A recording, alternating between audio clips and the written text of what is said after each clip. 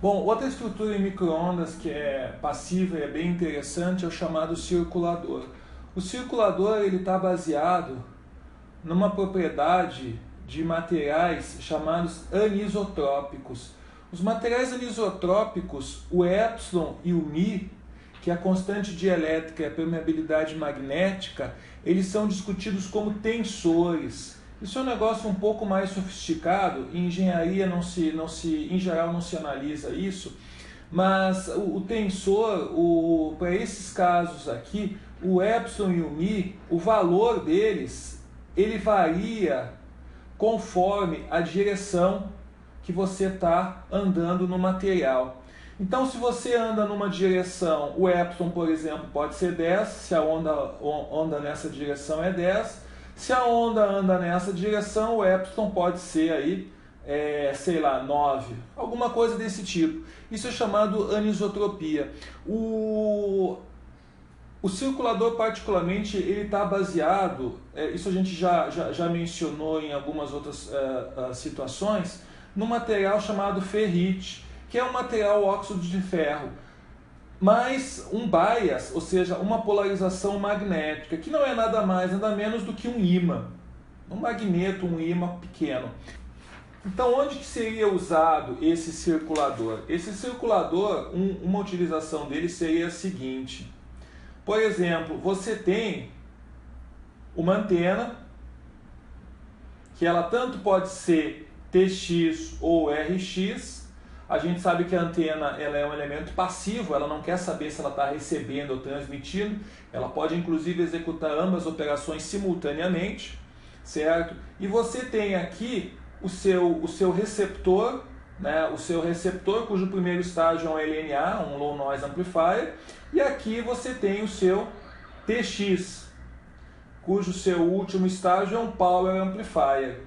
Então, como é que funciona aqui? Você não vai ter uma antena, no caso de um radar, por exemplo, no caso de um sistema de comunicações, você não vai ter uma antena para transmitir, uma antena para receber. Até porque, em geral, as frequências ou são as mesmas ou são muito próximas. Você vai usar a mesma antena. Mas como é que você separa os sinais na prática? Você separa os sinais da seguinte forma. Se o sinal estiver caminhando nessa direção, ele vai vir para o LNA. Se o sinal estiver caminhando nessa direção, ele vai vir do TX para a antena. Então você percebe que a gente desenhando aqui o nosso sistema com 3 portas, você tem um sentido de caminho da onda preferencial. Ou seja, do TX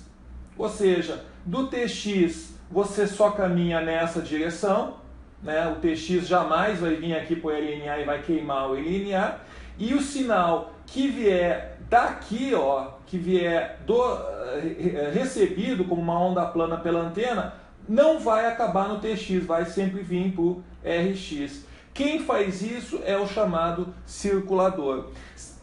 E essa direção de propagação aqui, preferencial, é dada pelo ímã. Então existe esse ímã que faz a polarização magnética. Se você inverter o ímã, se você colocar, em vez de usar o norte para um lado, colocar o sul para o lado, em vez de ele fazer isso, ele vai fazer isso aqui, né?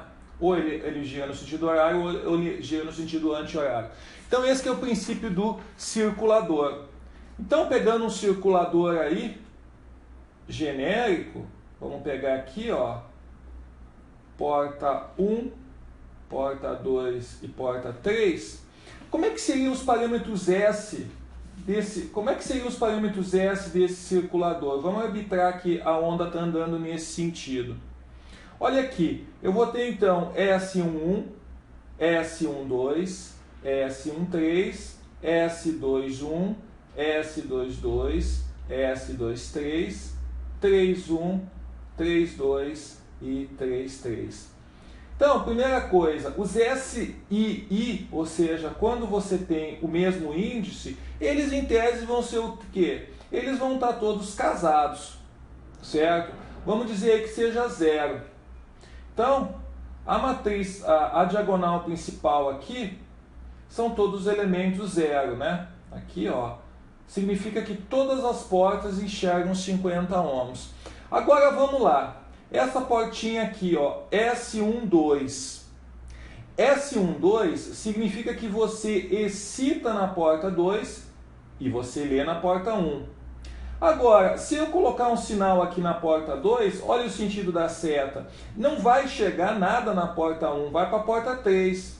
Então, S12 é 0. Certo? S12 vai ser o quê? Vai ser 0. Vamos pegar o próximo S ali da linha, S13. S13 eu excito na porta 3 e meço na porta 1. Se eu colocar um sinal na porta 3, pelo sentido da seta, eu vou chegar na porta 1. Então, em tese, vai ser 1. Né? Idealmente, isso aqui vai ser 1. Você está entendendo como é que funciona? Essa aqui é a ideia. Vamos para baixo. S21. O que é o S21? Eu excito na porta 1 e meço na porta 2. De cara você vê aqui, ó, 1, 2, isso aqui tem que ser 1. Aqui é 1. S23. Quanto é S23? Isso aqui é o caso ideal, claro, né? Vocês estão entendendo que tem uma série de dificuldades aí, a coisa nunca é bem assim, mas no caso ideal você vai ter zeros e uns aqui. Vamos analisando aqui. Então, o 23 você excita na porta 3 e mede na porta 2. É óbvio que isso é 0, né? Porque se eu colocar um sinal na porta 3, pela seta aqui não vai vir na porta 2. Finalmente, S, o que faltou aqui? 3, 1. Coloquei o sinal na porta 1. Coloquei o sinal na porta 1. Meço alguma coisa na porta 3? Ó, não. Não meço nada. Também é 0. E finalmente o nosso S32, eu excito na porta 2, IN2, OUT 3. IN2, OUT 3, pela setinha você vê que é 1. Então esse aqui é o parâmetro, a matriz de parâmetro S ideal desse circulador.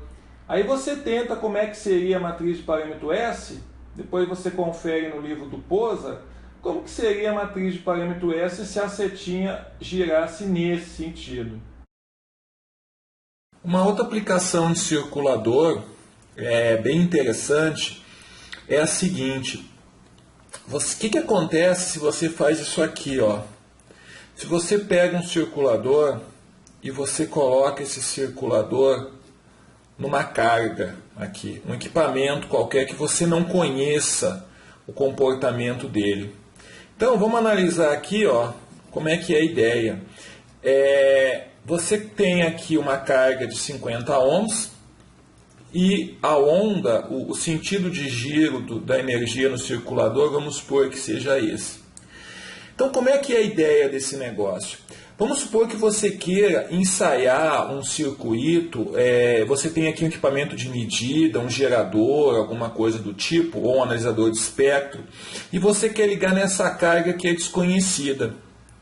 Você não sabe como é que está o estado dessa carga, você não sabe se essa carga está em curto, está em aberto, você não sabe quanta potência sai, enfim, você não conhece ela. É muito arriscado você colocar diretamente no seu instrumento de medida um equipamento e de repente vir uma energia, retornar uma energia gigantesca dele. Então, com o uso do circulador, o que você consegue fazer? Você consegue ligar aqui o seu instrumento de medida, o seu instrumento de medida. Se houver, a energia circula nesse sentido, e se houver um retorno, a entrada estiver em curto, ou aberto, ou descasado, algum problema muito grave, não vai retornar para o seu gerador, para o seu instrumento de medida, vai ir para essa carga. Isso chama-se, na realidade, um isolador. Então você percebe que o comportamento dele é mais ou menos o seguinte: a energia circula nesse sentido e a energia não circula nesse sentido, certo? Internamente aqui fica nesse diodo, internamente aqui fica nesse resistor de 50 ohms. Então isso aqui, se você lembrar, não é nada mais, nada menos do que um análogo em RF de um diodo.